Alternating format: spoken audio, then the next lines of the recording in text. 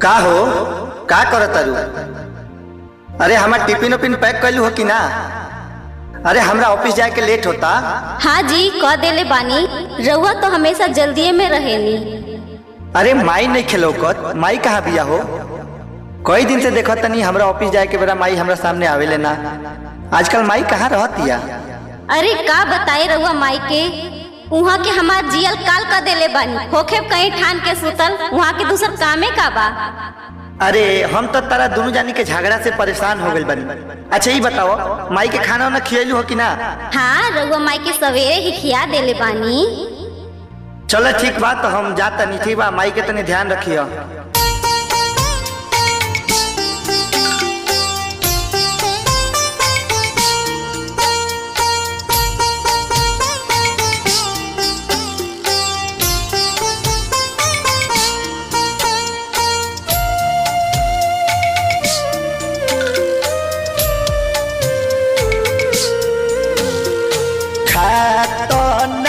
जियत बारू बोल कैसे जियत बारू हो, खात ना पियत बारू बोल कैसे जियत बारू हो।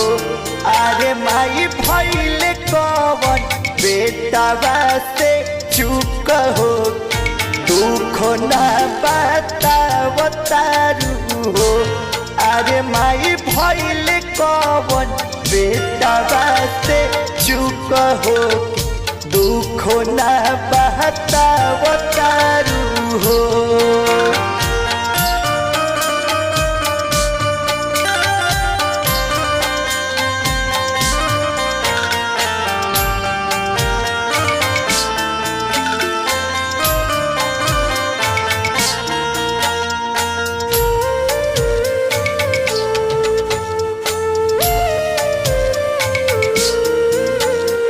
भइले कवन बोला माई हमसे गलतिया, करत नहीं घुमाई चाहे हमारा से बतिया।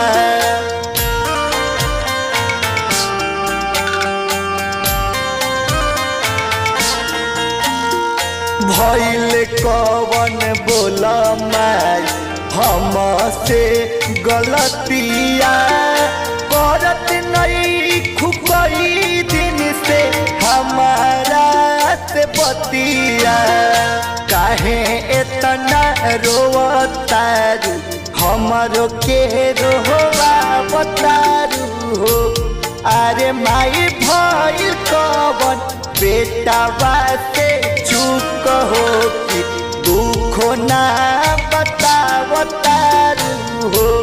अरे माई भइल कवन बेटा से चुप हो, कि दुख ना बतावतारू हो।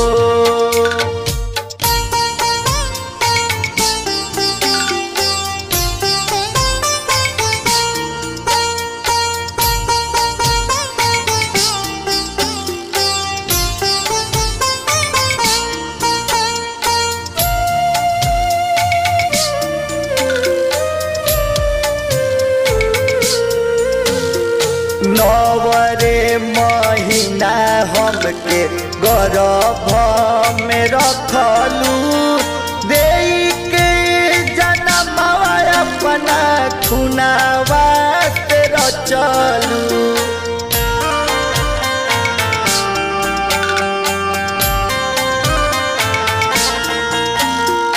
नवरे महीना हमके गर्भ में रखलू, देई के जनमवा अपना खुनावा से सिंचलू। आचारा के सुख चाही, प्यार तोर टूट चाही रे। अरे माई भइले कवन बेटा से चुप हो, कि दुख ना बतावतारू हो। अरे माई भइले कवन आकाशवा से चुप हो, कि दुख ना बतावतारू हो। माई रे माई खा लेना, काहे ने की सुनत बतिया, खा ले। अरे माई भइले कवन आकाशवा से चुप हो कि दुख ना बता बता